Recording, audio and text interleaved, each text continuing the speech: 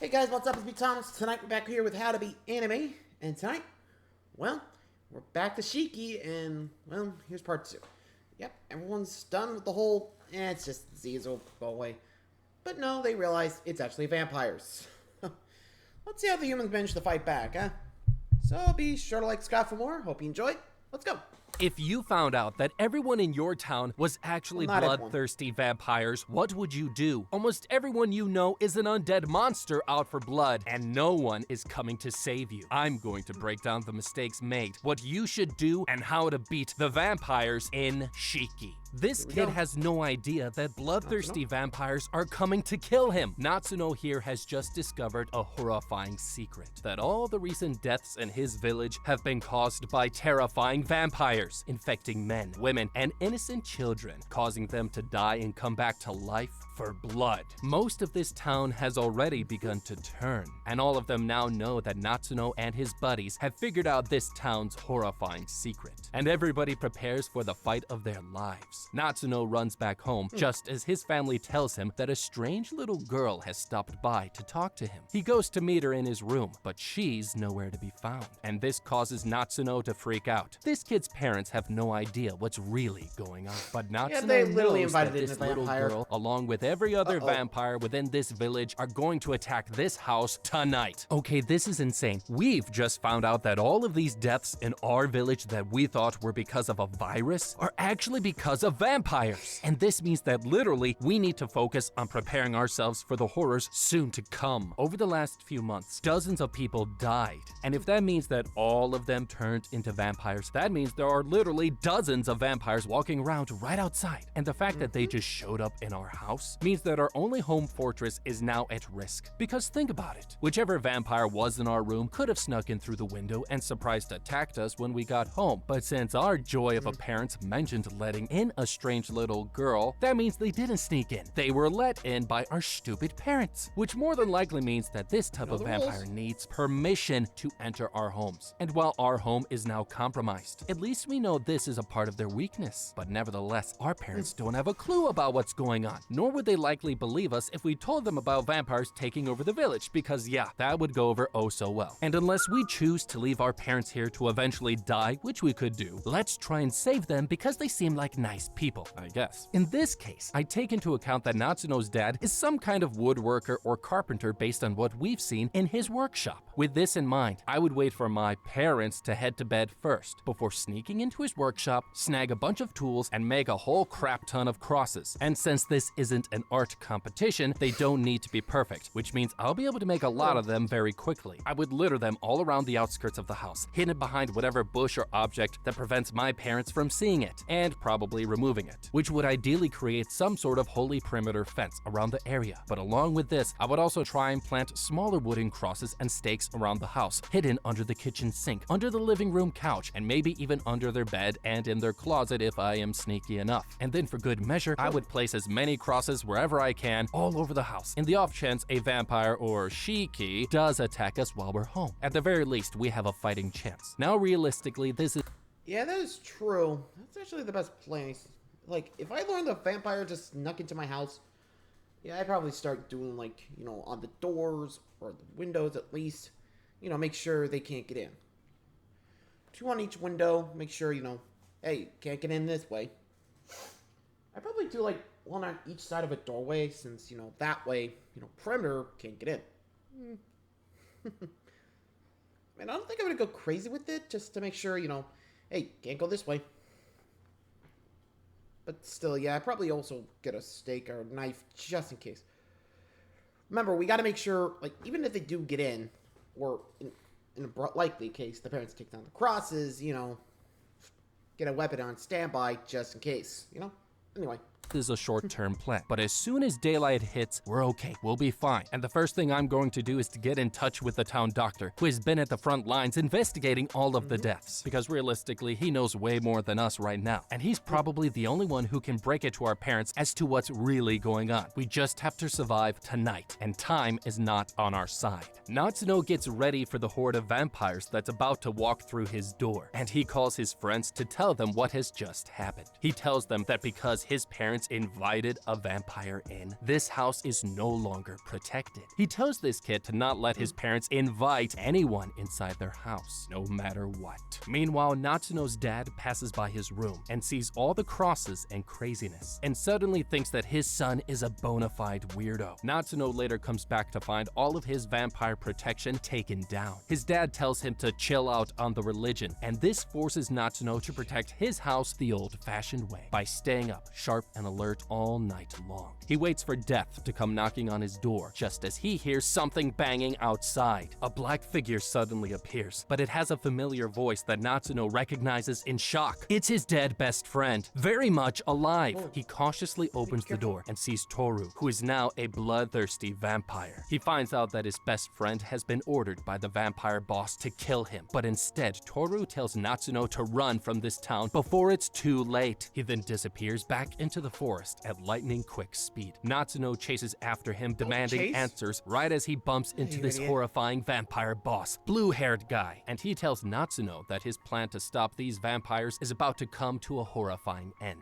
Blue-haired guy prepares to kill him right here, just as Toru slips behind him and gives him some sheep to count. The very next day, the town's doctor, Toshio, struggles to plan his next move. Just like Natsuno, he knows this town is becoming more undead by the day, but he's all out of ideas. Just then, a whole mob appears outside, led by this crazy lady. This woman claims that she too knows about the vampire's secret and blames everything on this family who moved in right before all these horrors started. She then drags a reluctant Toshio, and the mob begins to bang on this family's castle doors. Just then, this fancy lord guy comes out, and the mob demands that Toshio checks this guy's pulse to see if he is a vampire or not. Okay, now on the surface, while this seems like a bad idea to call the crazy shaman lady crazy, let's think about this for a second. We still barely know how to kill these vampires or what works or doesn't work on them. This means that if we barely know anything yet, informing the village about the horrifying truth will only make things worse, because right now, the vampires are killing off villagers slowly and one by one, and are obviously the most active at night, which is when we as humans will be at our most vulnerable. So if we tip off these vampires that we actually know what they are and are going to do something about it, that's going to cause them to accelerate their plans, and we still don't know for sure where they sleep or how effectively to kill them. So the best method, while it sucks, would be actually to do what Toshio is doing right now until we figure out a proper plan of how to deal with these things. Play ball and don't cause any trouble that we can avoid for now. And also, for the sake of common sense, let's think about this for a second. These vampires are probably centuries old, which means they're more than likely have dealt with dozens, if not hundreds of people over the years who've gotten too close to finding out their real secret. Being a vampire means keeping this truth a secret, at least until they affect enough of the village's population. Means they're not gonna do anything for now. They probably know how to act normal, and how to trick the villagers into thinking that they're just ordinary humans. Toshio is actually going about this right, because the only way to reveal the truth to the townspeople will be to catch the vampires with their undead pants down, when they least expect it. Until then, we just need to play it cool. Toshio checks Fancy Lord Guy's pulse, but is stunned to find out that he has a pulse. This shocks the whole crowd, who then goes home empty-handed and out of ideas. But Toshio knows that this guy is up to no good, and is working with the vampires somehow. Elsewhere, these two kids run into Natsuno with wild ideas on how to save this town from horrifying vampires. But something is not right with him, and he shows them that he's been bitten. It won't be long before he turns into a terrifying monster himself. Natsuno tells these kids to run far away from him and never come back, but he has no idea that these stupid bastards will try to take on the vampire army themselves. Later that night, Natsuno catches Toru near his family's house, and he tries to convince his best friend to work together with him. Natsuno thinks the vampires and humans can live together in this town, and he even offers to let Toru feed on him, until he figures out a proper plan to save this village. But Toru is too hungry to listen, and attacks Natsuno without a second thought, and he feasts on his best friend's blood, forcing Natsuno to give up all hope. He knows that he now can't save anybody, and he soon will turn into the very thing that took so many innocent lives. The next day, these two kids show up back at Natsuno's door and prepare to discuss their ongoing attack plans. But that's when Natsuno's father answers the door and gives them horrifying news. He tells them that Natsuno is dead. Okay, this is horrifying, and now our only vampire hunting ally is dead. This means we can no longer rely on anyone else to put a stop to this except ourselves. But let's be honest here, we're kids, barely tall enough to ride a roller coaster, and the boy is barely man enough to handle a Japanese shave kit. So what are we really talking about here? Our ally is dead, and convincing our parents at this point won't do much because they won't believe any vampire story we tell them until they see one for themselves, which they won't believe it anyways. And to top off the bad news, if the vampires get us, that means we'll become one of them, which means we'll turn immortal and live forever, which sounds great at first, to live forever. But I don't know about you guys, the thought of being stuck in a 10-year-old's body forever sounds even more terrifying than becoming a vampire itself. Think about it. We won't ever be able to go watch an R-rated movie, drive a car, fit in adult-sized clothes. Heck, we won't even be able to go to a bar without somebody telling us we can't be there, or worse, try to talk to us in a very, very bad way. This means it's even more terrifying if we got turned into a vampire at this moment. So we really gotta think about how to play our cards moving forward. It's not clear if... Yeah, honestly, I don't know why the vampires are going after, like, the kids, which seems a little odd. Like, shouldn't you let the kids grow up a bit? Like, yeesh. Could have been better. You know? Ay caramba. But again, I'm not sure who the mastermind is, but yeah, I'm guessing they're not that smart, you know? I mean, sure, they're able to convert the town, but I think so far they're just getting lucky since, you know, at night no one's believing vampires and all that. So yeah, I think for me it's definitely a lot about luck at that point, but anyway. Natsuno, through his research, taught the kids everything he knows about vampires or Shiki, but it's easy to assume that him caring for them means that these kids would have already been told something about how to protect themselves, such as by wearing religious amulets or being in possession of any type of holy relic. If Natsuno didn't tell these kids squat on how to protect themselves, I would then first try to study up on these creatures the same way Natsuno did. Learn everything I can about the various lore and mythological tales throughout history that mentions these creatures. But their house has likely already been compromised. Just like Natsuno's house. The vampires or Shiki will find their way in since they know where these kids live. So if I were these snotty-nosed kids, I would head back home, knock my mother out, sorry mom, and make sure that she goes to sleep for a long time. Tie her up, steal her wallet and cash, and swipe the family truck if they have one, and go straight to another location for a night or two, like a motel or something. These kids need to hide for a period of time out in a place that is not their own registered address, and learn all that they can on what these vampire bastards are, and figure out their next move, and whether or not they should leave town, and if so, where to. Because realistically, being children, this is their best bet and only plan that they have right now. Back at the clinic, Toshio finds out that his wife, who came to visit him, has also fallen dangerously sick. But this doctor suddenly realizes that his wife is the key to stopping the vampires. He'll need to do something horrifyingly bad to his wifey if he wants to save this town, and he prepares her to be his first vampire test subject. Meanwhile, these two kids suddenly find out that the vampire virus has just killed their dad. Their mom has no idea what's really going on and calls the town's newly opened up health clinic for help, but she has no idea of the horrors that this health clinic is capable of. Suddenly, a knock is heard at the front door, and this creepy old guy shows up, and he prepares to take their father down to their health center, called the Ibuchi Clinic. Meanwhile, across town, Toshio begins recording his fiancée's vampire transformation, and begins committing the most horrifying experiments on her to find out their weaknesses. He discovers that these creatures are sensitive to sunlight, have regenerative powers, and can't be harmed from poisons and chemicals of any kind. But suddenly, this girl wakes up shocked to find Toshio killing her slowly. She tries to break free and begs for her precious life. But Toshio ignores her completely and continues to fiddle with his wife, and not in the good way. Okay, this is insane. They got our dearly beloved and forced us to clean up their mess. Although it's about dang time that we have our very own test subject, and Toshio should have honestly done this way sooner. Basically, the stuff that he's tried out on his wife so far was something that you'd find in a kidnapper's daily work bag. And he notes that general anesthesia was not effective in working on his wife, nor was another type of general anesthetic that he used. And he even used morphine.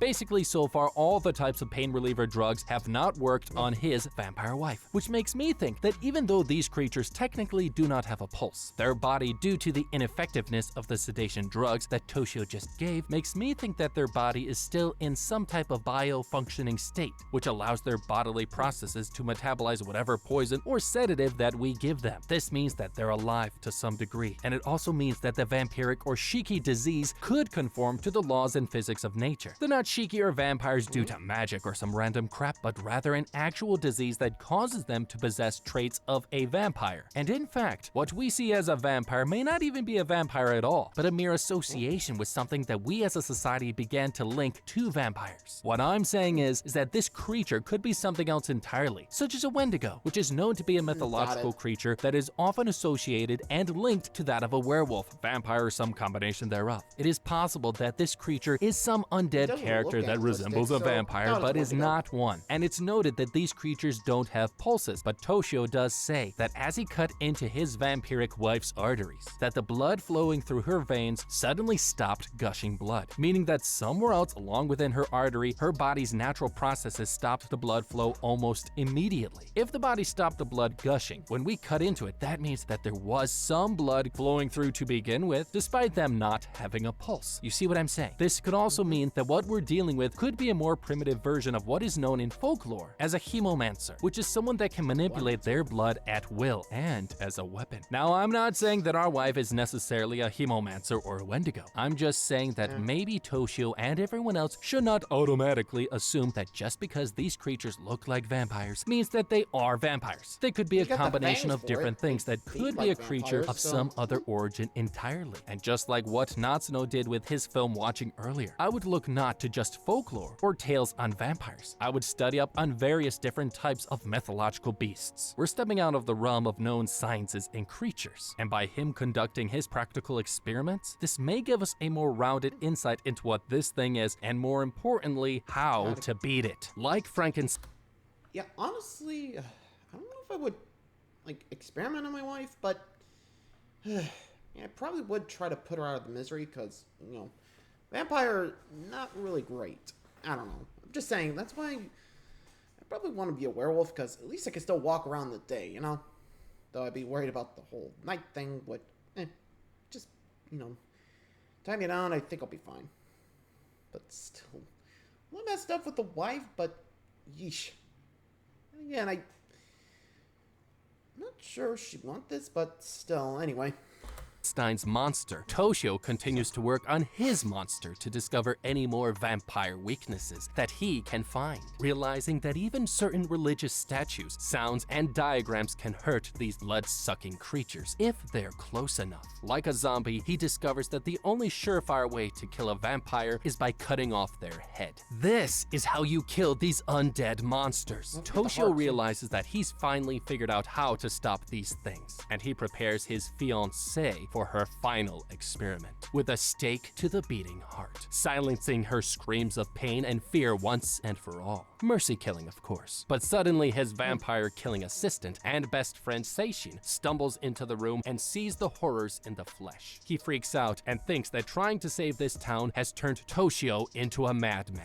Later, Toshio continues his detective work and discovers that while this virus has killed dozens of people so far, none of them have really died, at least according to the town's records. This shocks Toshio as he realizes that everyone working at this town center are all vampires. Toshio stands paralyzed in fear as this office worker tells him that all the villager deaths that have happened so far have happened outside of this town, and that's how this village has managed to keep its town death count to a 0, making sure that no outside government or police force finds out what's really going on in this town. What is he doing? Seeing all of these vampire employees go about their workday means that this town is not merely a buffet for these monsters to feast from, but it actually has all the workings of a town infiltration. This means that these vampires or Shiki aren't making any noise in how they've been killing people, and now have begun the process of replacing the entire town with their undead counterparts. If they were just killing people, it would be a lot easier on us, because it would be a lot harder to hide the mounting pile of dead bodies. It would be easier for us as humans to leave the town and get outside help, as well as convince the outsiders of what is really going on. But since this town is already halfway on the verge of being replaced with basically vampires, this means that even if we could get outside help, we won't really be able to prove what's going on, because how could we prove to anyone on the outside that people have been dying and that vampires have taken over when literally the town's death records are at 0? Literally, every single person who is a vampire is still working all the jobs that this little old podunk town would have. This whole situation is nuts. It's insane. If I'm Toshio, I'd call this situation a day and bounce, leave town immediately without aggravating the things in this office, because it's clear now that we're vastly outnumbered. And here's why we should leave. 1, without any evidence, we don't have a case. And if we're dead, we can't present this case. The only last-minute resort I would do before bouncing out and getting out of Dodge would be to create some sort of big enough of a draw to have outside attention come in. Because remember, this town has been described as being isolated and cut off from the rest of the country for the most part. And so our best and only card left to draw from would be in the form of a wild card. We set off a bunch of forest fires and also create a bunch of explosions of some kind, big enough to kill at least a few innocent people, I'm sorry, but it's for the greater good. And in doing this, I think this will be the most effective method to draw that outside attention in, because the vampires, or Shiki, up until now, have been very methodical with how they've kept the death count to 0. But I ask you this, how will it look when all of a sudden a large number of people suddenly die within the town due to a sudden explosion? This will look suspicious as hell and will no doubt attract attention from outside forces and will influence the outside factors that the Shiki will be unable to predict. I'm not saying this plan will necessarily defeat the Shiki, but it will take away some of the control that these things have been exerting on this town so far. However, if we want to seal the deal that outside help does come, all we have to do is this: leave town as soon as possible, go to a highly populated area, and then make an anonymous call, telling the authorities that there's going to be a series of bombs going off in our village, and we were the ones that made them. We'll let a few hours go by and let the first of our explosives go off. We'll call again, informing them that the first explosive has just gone off. This will make sure that the authorities are taking this seriously and get their behinds over to our village. A little bit extreme, yes, but totally worth it. Enraged, Toshio threatens to expose them all, but then suddenly he hears someone talking to him and turns around. He sees a horrifying vampire Lord Guy's girl. She introduces herself as Chizuru and tells Toshio that he better stop his vampire killing quest, or else she'll let all of the Shiki in here eat him for dinner right here, right now. But she doesn't want to do that, as she likes to feed exclusively on virile young men just like him, so she lets him go for now. Elsewhere, another death in the village takes place, and the bodies rack up at the Ibuchi clinic. But no one here realizes that this strange clinic is where their dead come back to life, and this group of savage monsters begins recruiting more and more members. Toshio begins losing hope, as all of his nurses quit and leave the clinic for good, saying that they don't even recognize him anymore. But all of a sudden, something insane shows up right at Toshio's doorstep. Natsuno, back from the dead, and he briefly stops by to let Toshio know that he's not alone in this fight, and tells him that the only way to stop these horrifying monsters will be to catch them with their pants down. The next morning, these kids find out that just like their father, their mother has just died, which angers the duo, and this is the last straw. But this kid especially thinks he's more man than boy, and runs off to fight solo last minute, roaming the streets with rage and fury. He finds what looks like an abandoned and closed-off building, but he thinks this is the secret home for a vampire or a Shiki nest. He runs inside without any backup like an idiot, and finds a single sleeping vampire, one whisper away from waking up. With nothing to lose anymore, he prepares to kill this bastard here and now, but suddenly fudges it up and gets knocked out. Later that day, Natsuno shows up again to speak with Toshio and mentions of a plan to reveal to this village the existence of vampires once and for all, using the up-and-coming town festival as the perfect opportunity. He tells Toshio that they must kill them all, including him, and the two get to work on their final plan. But the next day couldn't be more horrifying, as Toshio wakes up exhausted as hell and finds the Grim Reaper standing right in front of him. Chizuru. Toshio tries to kill her, but his stake is suddenly shot from the window by Chizuru's helper, Lord Guy. Toshio then suddenly declares that he's done trying to help ungrateful people, and now that he is finally ready to walk over to the dark side.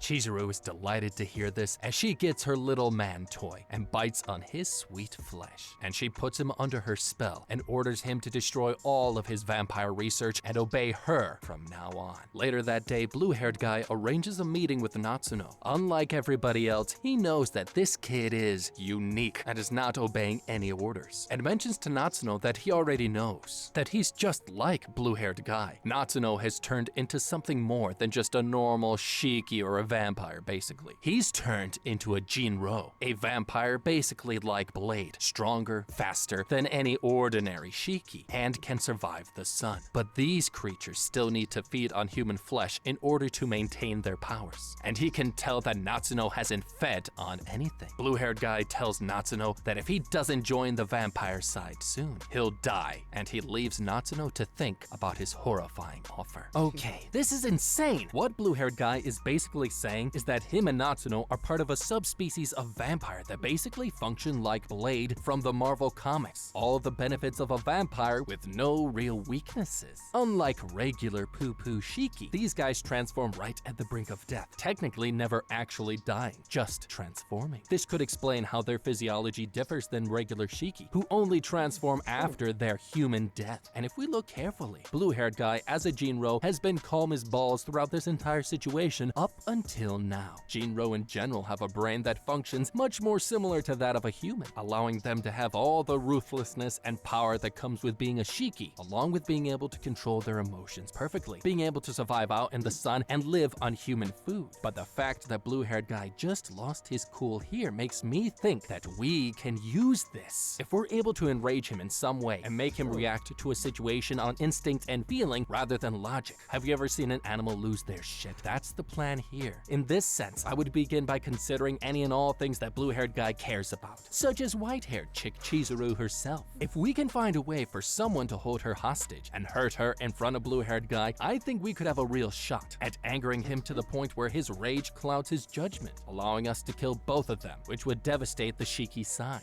Or even more ideally, by holding Chizuru hostage, we'll be able to bend blue-haired guy to our will. Also, if I was a Jinro like Natsuno, I'd spend less time moping around and dressed like a goth boy and would spend more time trying to understand just how powerful I can be as a Shiki vampire hybrid. Natsuno should take some time now while he's free and test out his powers by himself. He could get super creative and kidnap a regular weaker Shiki vampire to test his powers on. He'll be able to channel his inner psychopath and make this Shiki his little plaything. I'm just saying, he's got to get a move on and figure out his powers ASAP. Back at the clinic. Yeah, that is true. I probably would test my powers to see. Alright, let's see what I can do with these general powers. But yeah, there is a lot you gotta think about. And also, sorry, I'm trying to think. I don't know what I would do if I was, like, a vampire, but I was able to go out in the sun. I'd probably be, well, I mean, if I could go on my own, I'd be like, hey, your problem, not mine. I'd probably be like, hey, you got a problem with me? I'll leave. Okay? Bye-bye. Just, I'd probably grab some, like, blood plaques from, like, the hospital and just leave town. You know? Like, hey, I don't want to convert anyone, so I'm good. Anyway.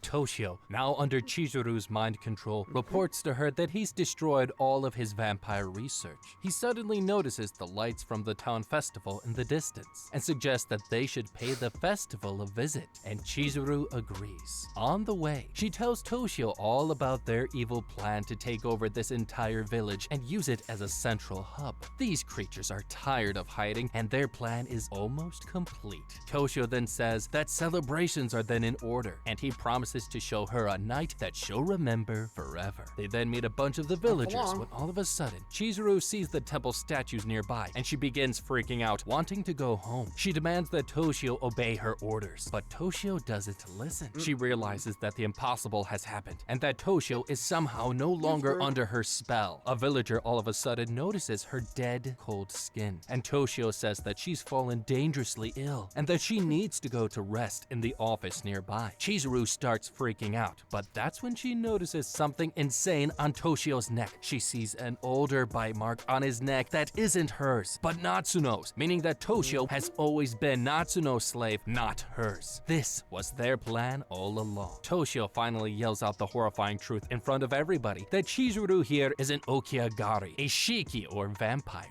forcing these villagers to check her pulse. And one by one, everyone realizes the horrifying truth. This guy suddenly steps in, and the gang brutally murders Chizuru right here and now. Toshio then reveals to everyone here that the whole vampire story, who they are, what's really going on in this village, and how to kill them. And he prepares all of these people for the hunt of their lives, and they try to take back their town. Okay, this is some next level type stuff. I'm talking like Evian water type of bullcrap. We finally have the villagers on our side, which is great, and the entire town is almost under the vampire's thumbs, which is not so great. Here's what we're going to do. We're not going to go to the police, even the police in another town nearby. That won't work, as we have little evidence to show them, unlike these townsfolk who now know thanks to Chizuru being dead. They finally believe us, but here's the thing. If we want to play it smart, I'm going to tell all these townsfolk to let it be until morning. If we're going to hunt these things, we're going to do it right, because most of them will be forced to hide from the sun, which will definitely increase our odds of survival and help us in finding them, because they're not going to be able to wander around all that much. We're going to hunt them down while the sun is out, not right now while it's night. That will give the Shiki an advantage if we do, and would only result in more human deaths. I would tell the villagers to all stay right here and park it right next to those temple statues. The Shiki seem unable to handle being near those things, which is great for us. So we're all going to stay right near those things until morning. We'll pick out some of the civilians who are more capable than others and rotate out throughout the night, allowing everybody to get some form of rest while still having some people on the lookout in case some Shiki come by to visit. Early morning the next day, the news of Chizuru's death reaches the mansion, and Seishin here says that the villagers will most likely come for their throats next. Blue-haired guy says that they should leave town, but this annoying little bloodsucker called Sunako says that they have nowhere to go. So all they can do now is survive. But this little girl is the Shiki boss and orders blue-haired guy to go cut off the snake's head. The now leader of the humans, Toshio, but it's already too late. The sun has begun to rise, and these villagers have already stormed the vampire mansion. Blue-haired guy quickly tells Seishin to go watch over Sunako as he leaves to go kill Toshio. The villagers start killing every single blood-sucking bastard they see. It's a bloodbath. Meanwhile, Toshio tells the villagers to bury all of these vampires, so no outside police force ever discovers them. But something is not right, and Toshio tells this beard dude that there should be 7 more Shiki hiding somewhere, and thinks that they must be hiding within the town's underground tunnels. They gather outside and prepare to go down through those tunnels, when all of a sudden, this rando is shot dead by Lord Guy. Hearing the shots, Natsuno rushes in to try and stop him, but suddenly gets shot by Lord Guy, and he escapes.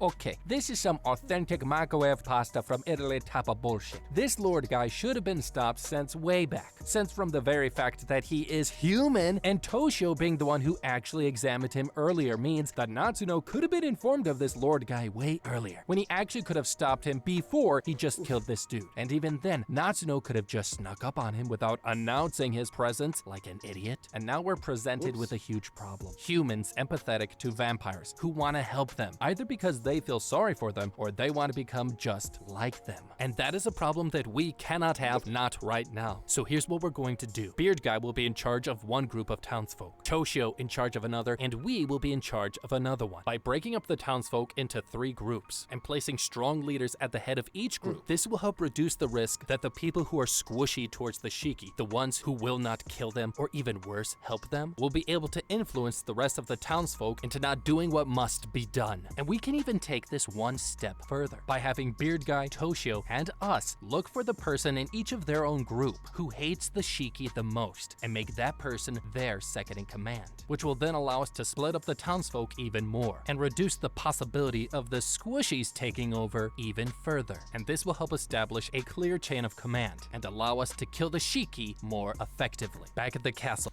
Yeah, that is a good call, though I probably would have like a group of people be like, okay, whoever does not want to deal with all the killings right now, you can stay here. But just know that, just be careful, don't go out in the open, okay? That rich dude, the Lord Guy, is gonna be a sniper, so take cover, don't come out unless we tell you, okay? I'd probably set up a code word as well to make sure, yeah, okay, that's them, or something like that.